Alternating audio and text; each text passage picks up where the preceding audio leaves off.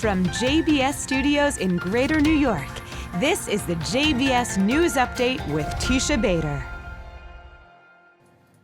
I'm Teisha Bader with the JBS News Update for Monday, December the 20th, 2021.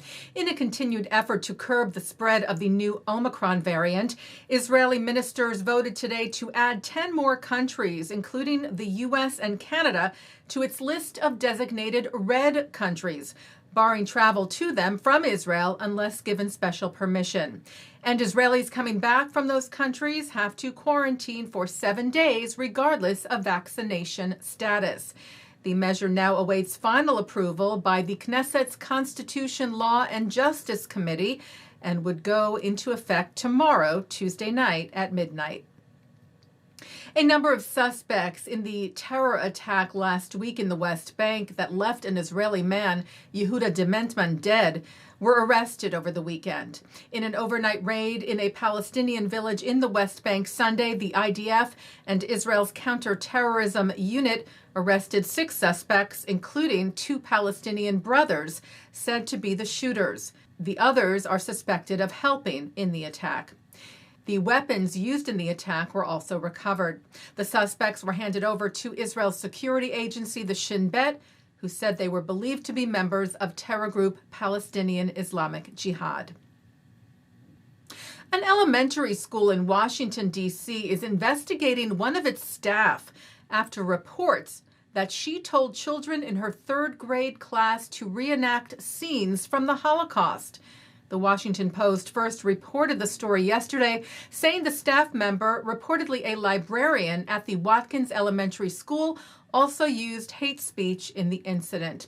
She was put on administrative leave. The Post said the incident was reported to D.C. Public Schools Comprehensive Alternative Resolution and Equity Team, and an investigation is ongoing. The Anti-Defamation League of Washington, D.C. wrote that they were horrified, tweeting, "We'll be providing resources and support to help promote healing and education." The Washington Post report also noted that a mental health response team met with the class after the incident Friday. Police in Bloomington, Indiana, are investigating a slew of swastikas found on buildings, including one at the campus of Indiana University over the last 3 weeks. The Indiana Daily Student reported that the most recent swastika, the 6th one of its kind, was found last week. It has since been painted over with a white heart. Well, a street in New York City is getting a new name that will honor a late Israeli leader.